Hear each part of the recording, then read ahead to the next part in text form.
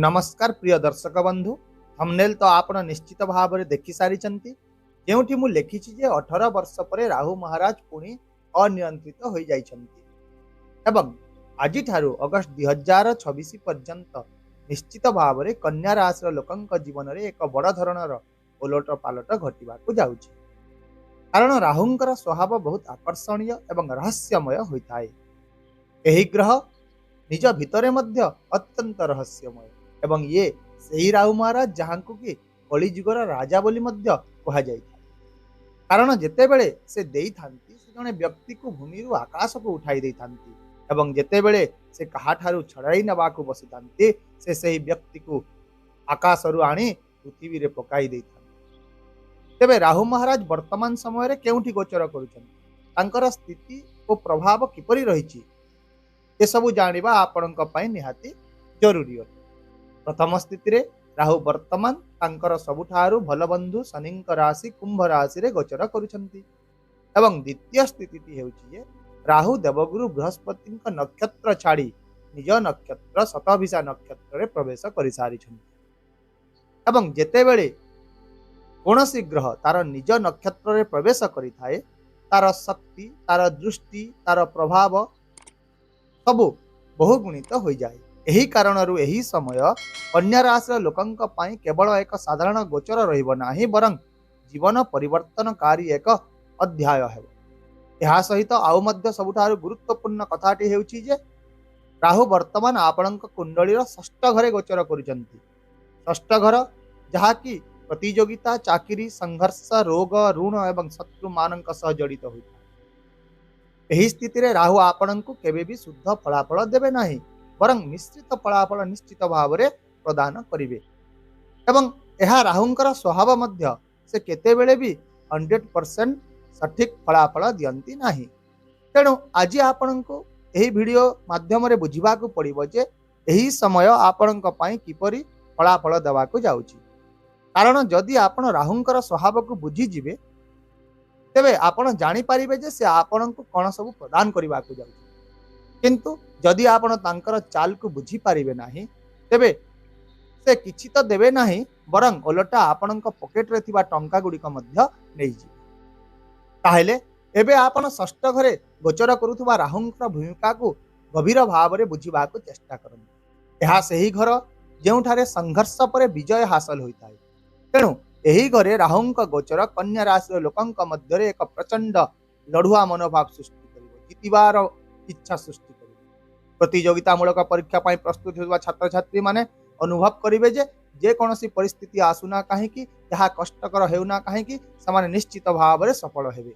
एही आग्रह केवल मन भितरे रहिबो नाही बरं समानंकर कार्य रे मध्य प्रतिफलित हेबो एवं एही कारणरू राहु आपणक सफलता निश्चित भाव में प्रदान मध्य करिवे। सेहीपरि चाकरी करथुवा लोकंक पई संघर्ष पर सफलतार समय हेबो। राहु आपण को कर्म क्षेत्र में कठिन परिश्रम करबा पई एक अनन्य शक्ति देबे। जो माने एपर्यंत चापी होई रही जाइतिले किंबा जहांकर प्रयास गुड़िक दृश्यमान हेउ नथिला सेमानंकु एबे प्रशंसा मिलिबा आरंभ होई जिवो। एहा व्यतीत एही स्थिति रे राहु आपणक पई शत्रुहंता योग मध्य सृष्टि करिवे। वर्तमान ठारू अगस्त 2026 मध्य रे आपण जेते भी विरोधी सम्मुखीन हंतु ना काहेकि सेमाने आपणकर कोनोसी क्षति करि पारिबे नाही। राहु निजे ही आपणक पई एक शक्तिशाली सुरक्षा कवच भाव में निश्चित भाव में कार्य करिवे। किंतु मु जेपरि सबु बेले सबु समय रे कहिता है जे राहु केबे भी 100% सटीक फलाफल देबे नाही। से सबु बेले मिश्रित फलाफल देबे, लाभ सहित क्षति मध्य देबे। सेति पई एही समय मध्य रे संपूर्ण आवश्यक नहेले आपण नूतन ऋण नियंतु नाही, नचेत अनावश्यक ऋण नेवा द्वारा आपणकर मानसिक चाप एवं आर्थिक संतुलन उभय बिगड़ी पारे। यह छड़ा स्वास्थ्य क्षेत्र में मध्य राहु कौनसी बड़ रोगर कारण नहेले मध्य निश्चित भाव में किसी छोट छोट स्वास्थ्यगत खर्च कराइबे, जहा द्वारा आपण बारंबार डाक्तर पाखक जीवे, परीक्षा कराइबे, किंतु रिपोर्ट स्वाभाविक फेरी आसीबो, हेले खर्च तो निश्चय जारी रहिबो। तेणु एही समय मध्य खाद्यपेय संतुलन बजाय रखिबा ही आपणक पई अत्यंत गुरुत्वपूर्ण है। यह व्यतीत आउ मध्य कार्य क्षेत्र में अत्यंत गुरुत्वपूर्ण सतर्कता आपणक अवलंबन करबाकू पड़िबो। आपणकर बॉस किंबा सहकर्मी कहा सहित मध्य अनावश्यक जुक्ति किंबा विवाद करंतु नाही, नचेत राहु आपणक जुक्ति तर्क रे फसाई दे पारंती, जहा आपणकर मानसिक चाप वृद्धि करिवो। तेणु एही समय आपण शांत रुहंतु एवं केवल निज काम उपरे ही ध्यान दियंतु। एबे आसंतु राहुंकर दृष्टि गुड़िक विषय आलोचना करिबा। कारण राहुंकर दृष्टि गुड़िक बुझिबा एथिपाई अत्यंत गुरुत्वपूर्ण जे एही दृष्टि गुड़िक ही एही समय रे आपणक जीवन रे गुरुत्वपूर्ण परिवर्तन आनिबो। तेबे शनि महाराजकर परि राहुंकर मध्य तीनोटी दृष्टि रहिता है, पंचम सप्तम एवं नवम दृष्टि। प्रथम स्थिति रे राहु तांकर पंचम दृष्टि रे आपणकर कर्म भाव को देखुचंती। एही दृष्टि आपणको एक नूतन चाकरी पदोन्नति किंबा स्थानांतर पाई सुयोग प्रदान करिवो। व्यवसायी मानक पाई किछि बड़ टेंडर बड़ ऑर्डर किंबा नूतन प्रकल्प पाइबार संभावना को वृद्धि करिवो। किंतु एहिठारे मध्य राहुंकर प्रतारणापूर्ण स्वभाव निश्चित भाव देखा मिलिबो, जहा द्वारा आपणको अनेक लोभनीय प्रस्ताव मिल पारे, जेपरिक आपणकर दरमा द्विगुणित हो किंबा आपणकर पैकेज को 1.5 गुण वृद्धि करबा भली ए सबु लोभनीय प्रस्ताव आसीबो। किंतु उचित परिश्रम बिना कोनोसी बड़ निष्पत्ति नवा द्वारा यथेष्ट क्षति होता है, यह आपण मन रखंतु। तेणु केवल लोभरे पड़ी वर्तमान भल दरमा युक्त चाकरी छाड़िबा आपणक पई मूर्खामी हेबो। सेही समान नीति व्यवसाय पई मध्य प्रযোज्य अटे। तेणु ऋण ने एक बड़ प्रकल्प हाथ को नेले आपण राहुंक फासरे निश्चित भाव में पड़िजिबे, एथिप्रति सतर्क रहंतु। एबे आसंतु राहुंकर सप्तम दृष्टि विषय रे आलोचना करिबा, जहा एबे आपणकर द्वादश घरे रहिछि। एही घर विदेश यात्रा खर्च कोर्ट मामला एवं लुक्कायित क्षति को मध्य प्रतिनिधित्व करे। तेणु राहु एही समय रे विदेश यात्रा विदेश नियुक्ति रप्तानी आमदानी एवं विदेश अध्ययन ए सब क्षेत्र पाई निश्चित भाव में सुयोग प्रदान करिवे। यदि आपण पूर्वर विदेश रे अछंती एवं आपणकर पीआर विचाराधीन अछि तेबे प्रगति हेबार संभावना रहिछि। तथापि राहुंकर अशुभ दृष्टि मध्य एठी रहिबो, एही दृष्टि सहित रहिबो, जहा फल रे एही समय रे किछि अपव्य खर्च आसीबो, सामान्य स्वास्थ्य खर्च बढ़िबो, आईनगत जटिलता आसीबो।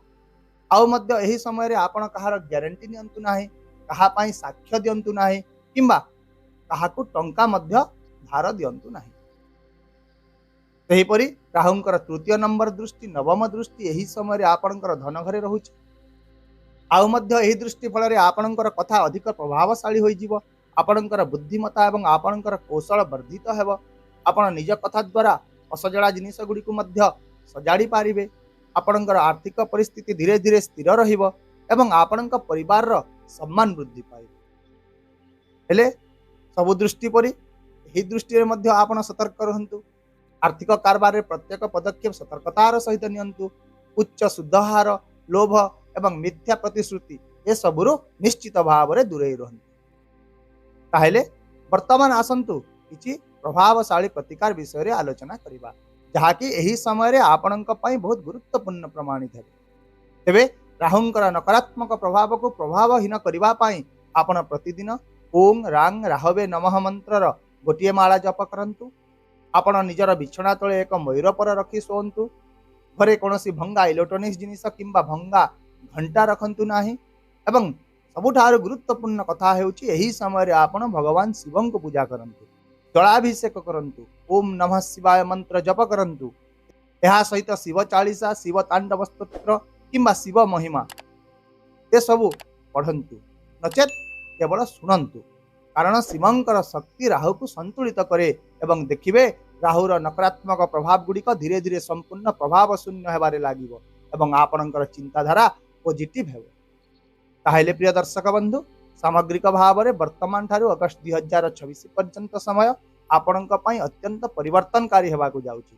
तेणु जदि आपण एही राहुंकर चाल को चिन्हिकी बुझीजिबे एवं सठिक भाव में निजक परिचालित करि पारिबे, तेबे एही समय आपणक जीवन रे एक गुरुत्वपूर्ण सकारात्मक परिवर्तन निश्चित भाव में आने।